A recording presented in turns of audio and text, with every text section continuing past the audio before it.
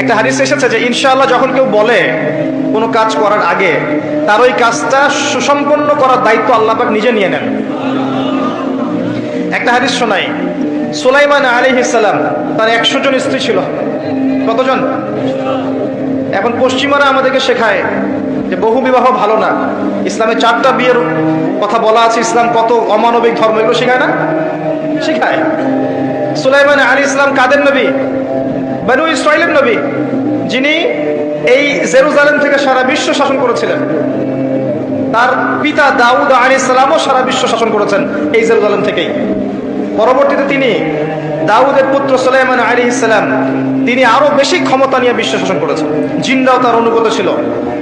তিনি পশু পাখির ভাষা বুঝতেন, এমনকি পিঁপড়ার ভাষা পর্যন্ত বুঝতেন। সুবহানাল্লাহ। বাতাসে ফ্লাই করতে পারতেন। জানেন না আপনারা?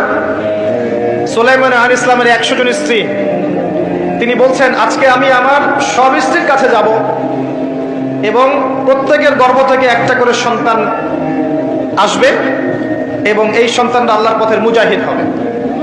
তিনি একটা কথা বলতে ভুলে গেলেন। কি?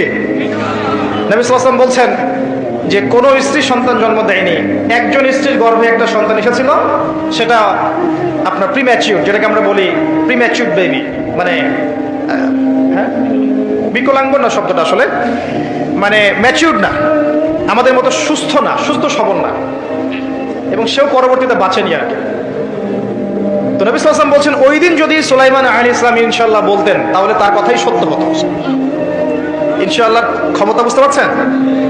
নবী করিম সাল্লাল্লাহু আলাইহি ওয়াসাল্লাম মক্কায় দ্বীন প্রচার করছেন এবং তার বিরোধিতা করছে কাফের মুশরিক কুরাইশরা। তাদের কাছে ধর্মতাত্ত্বিক কোনো দলিল ছিল না, তারা দলিল খুঁজতে চলে গেল ইয়াসরিব, মদিনায়। মদিনায় ইহুদিরা থাকতো। সেখানে গিয়ে ইহুদিদেরকে জিজ্ঞাসা করছে আমাদেরকে এমন কিছু শিখিয়ে দাও যেটা দিয়ে আমরা মুহাম্মদ সাল্লাল্লাহু আলাইহি ওয়াসাল্লামকে চ্যালেঞ্জ করতে পারি। তখন ইহুদিরা শিখিয়ে দিল তাকে গিয়ে 3টা প্রশ্ন করবে। কয়টা প্রশ্ন? এই 3টা প্রশ্নের উত্তর যদি সে দিতে পারে নিঃসন্দেহে সে একজন নবী, কোনো সন্দেহ নাই। আর যদি এই 3টার উত্তর দিতে না পারে বুঝে নিবে সে মিথ্যাবাদী, সে নবী নয়। কত বড় প্রশ্ন তাহলে! কারা শিখিয়ে দিল? ইহুদিরা। 1 নাম্বার, তাকে গিয়ে জিজ্ঞাসা করবে আসহাবুল কাহফের কি হয়েছিল, গুহাবাসী যুবকদের কি হয়েছিল। 2 নাম্বার, তাকে গিয়ে জিজ্ঞাসা করবে যে যুলকারনাইন বাদশা, যে পৃথিবীর পূর্ব থেকে পশ্চিম পর্যন্ত শাসন করেছে, তার কি হয়েছিল। এবং 3 নাম্বার, তাকে জিজ্ঞাসা করবে আত্মা কাকে বলে, রূহ কাকে বলে।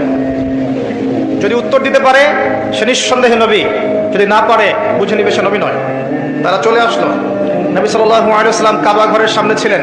তাকে জিজ্ঞাসা করলো, হে মুহাম্মদ সাল্লাল্লাহু আলাইহি ওয়াসাল্লাম, বলো তুমি যদি নবী হয়ে থাকো তাহলে বলো এই 3টার উত্তর কি। নবী করিম সাল্লাল্লাহু আলাইহি ওয়াসাল্লাম বললেন আগামীকাল এসো তোমাদেরকে বলে দিব। আগামীকাল এসো তোমাদেরকে বলে দিব। তিনি একটা শব্দ বলতে ভুলে গিয়েছিলেন। কি সেটা? ইনশাআল্লাহ। আল্লাহ পাক নবীদের ছোট ছোট ভুল ধরতেন। যে যত বড় মুমিন হবে তার ভুল তত বেশি দেখা হয়, তাই না? দেখবেন একজন মানুষ দিনের জন্য কিছুই করেনি সারা জীবন, তার পিছনে মানুষ ব্যস্ত হবে না। যে তার পুরো জীবন যৌবন দিনের জন্য ঢেলে দিচ্ছে তার পিছনে মানুষ লেগে থাকবে। এমন না ব্যাপারটা? নামাজ পড়ে না তাকে দেখবেন, তাকে নিয়ে খুব একটা মাথা ব্যথা নাই। যে 5 ওয়াক্ত নামাজ পড়ে, নামাজ একটু ভুল হচ্ছে, ওকে নিয়ে মাথা ব্যথা। আমাদের সাইকোলজি এরকম। তো নবী সাল্লাল্লাহু আলাইহি ওয়াসাল্লামের এই ভুলে যাওয়াটাকে আল্লাহ পাক সংশোধন করার জন্য এবং আমাদেরকে শিক্ষা দেওয়ার জন্য আল্লাহ পাক এটাকে ধরলেন এবং কিছু সময় ওহী বন্ধ হয়ে গেল, অল্প সময়। এদিকে মক্কার কুরাইশরা উৎফুল্ল, সে তো বলেছিল আগামীকাল উত্তর দিবে, এখন উত্তর দিতে পারছে না। আর নবী সাল্লাল্লাহু আলাইহি ওয়াসাল্লাম ভেবেছিলেন যে জিবরাইল আলাইহিস সালাম তো তার কাছে আসেন, আসলে জিজ্ঞাসা করলেই তিনি বলে দিবেন। আল্লাহ পাক সূরা কাহফের 23 এবং 24 নম্বর আয়াত নাজিল করলেন কয়েকদিন পর। আয়াতটা হচ্ছে ওয়ালা তাকুলান্না লিশাইইন ইন্নী ফাইলুন যালিকা গাদান ইল্লা আইয়াশা আল্লাহ। হে নবী মুহাম্মদ সাল্লাল্লাহু আলাইহি ওয়াসাল্লাম, আপনি কোশ্চিন কালেও বলবেন না যে আমি আগামীকাল কিছু করব ইনশাআল্লাহ বলা ব্যতীত। এই শিক্ষাটা কাকে দিচ্ছেন আল্লাহ পাক? শুধু তাকে না, আমাদেরকেও। কিয়ামত পর্যন্ত এই শিক্ষা থাকবে না?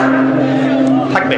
অতএব ইনশাআল্লাহ দিয়ে আপনি আল্লাহর অনুগত সভ্যতা এবং আল্লাহ বিরোধী সভ্যতাকে চিহ্নিত করতে পারবেন। আল্লাহ বিরোধী সভ্যতা কখনো ইনশাল্লাহ বলে না। বলে? ওই ন্যাটো কি ইনশাল্লাহ বলে কখনো? জিউসরা বলে? পশ্চিমারা বলে? এবং ওদের ধাঁচে যারা নিজেদের মানসিকতা তৈরি করেছে এরাও কখনো ইনশাল্লাহ বলবে না। বলবে? বলবে না। কিন্তু আল্লাহর বান্দারা বলবে ইনশাআল্লাহ আমি আগামীকাল করব, তাই বলবে না? ইনশাআল্লাহ।